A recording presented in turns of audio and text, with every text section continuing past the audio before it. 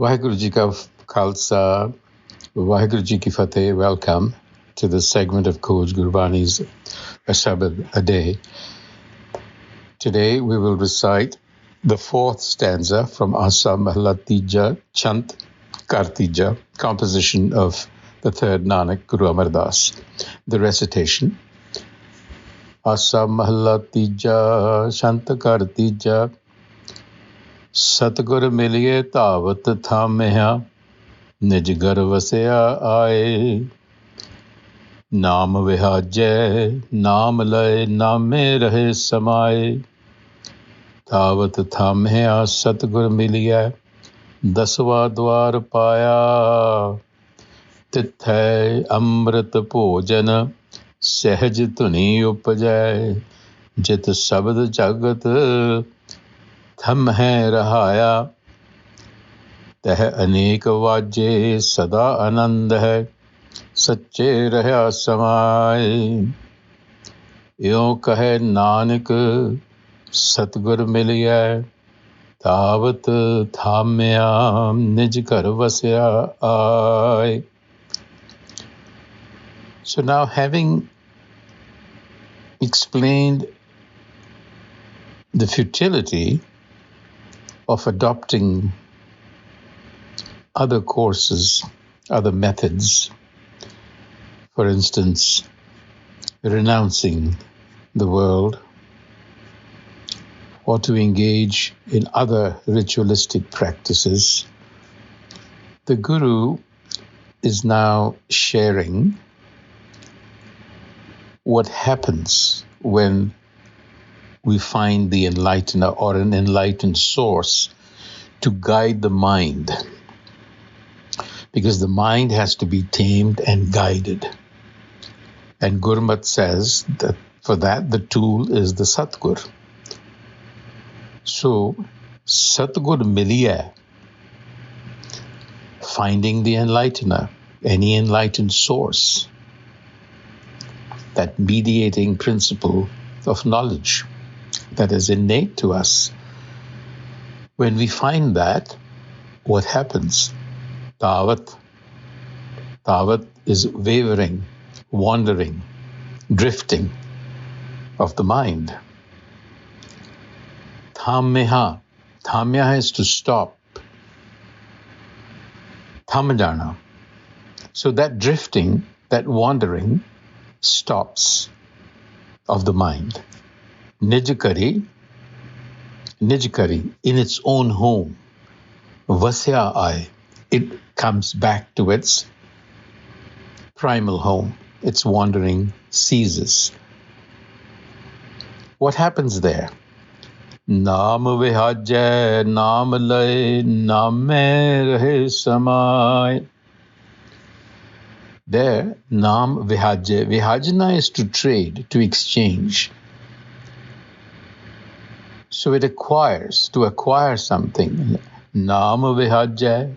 It acquires self-knowledge, which is another way of saying it acquires an intuitive self-awareness of itself. Namalai, and then it lives mindfully.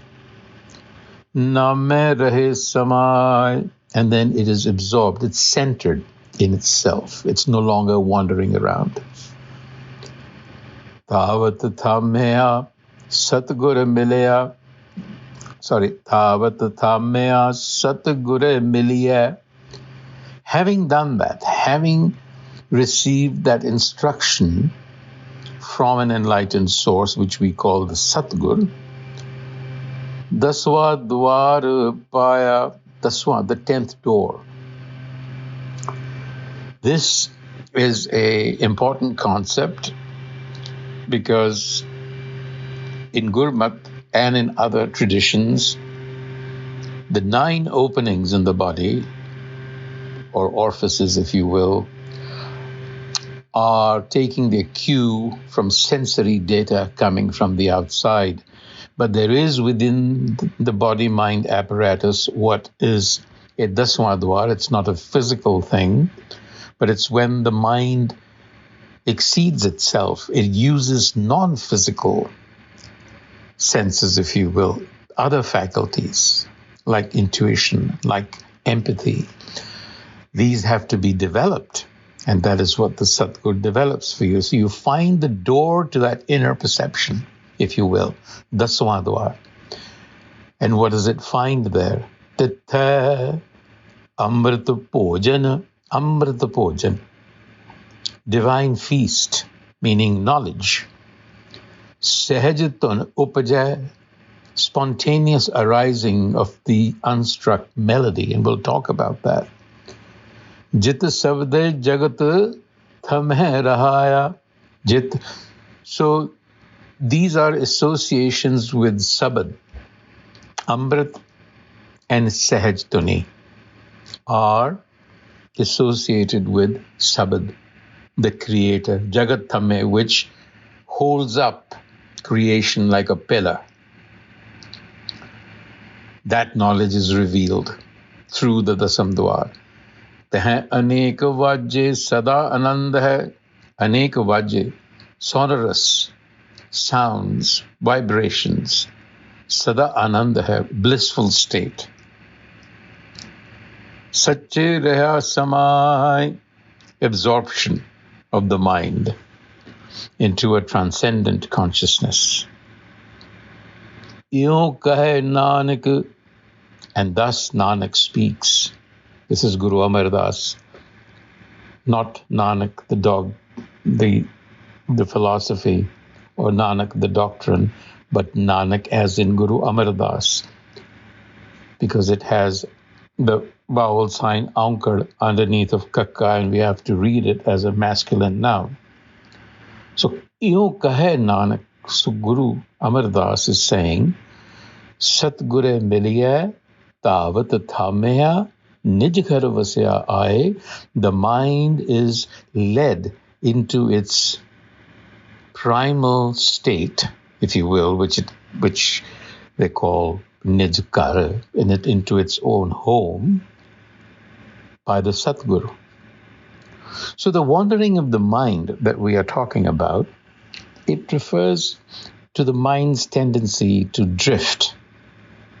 We all know that the mind has this predisposition to fluctuate from thought, from idea, from one focus to another, and is constantly jumping from past to present to future. We all experience that without any clear pattern of direction. In other words, the mind in itself lacks focus, it lacks concentration and attention. And in Gurmat, controlling the mind or training the mind becomes crucially important, because there can be no creativity without it, and the mind will continue to wander around. And as we have said, the way to tame the mind is the Satgur, which trains the mind to become aware of itself, not through the physical senses, as we said, but through inner perception. And then the unstruck melody, Sahaj Tuni, is poetic, it's metaphorical, and it is associated with sabad, that primordial divine vibration that creates the universe. It's also called anahad sabad or anahad nad. So it signifies the eternal resonance that is around us and the mind resonating with it. So this is the essence. This unstruck melody is actually the essence of creating, sustaining, and harmonizing the universe. These are the functions of that creator. And so Gurmat says that this unstruck melody can be experienced. One can resonate one's mind with it through spiritual practice that the Satgur will guide you through. So in practical terms, it means to develop the capacity to see past constructed perceptions. You see, the world is essentially constructed for us by the collective, parents, schools, teachers, environment. We are conditioned.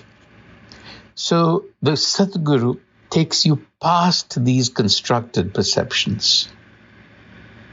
And there you see the mind. The mind sees itself, if you will, as what it truly is. Not the ego, not how may. There is no such thing, it finds out. On that note, Waheguru Ji Ka Khalsa, Waheguru Ji Ki Fateh.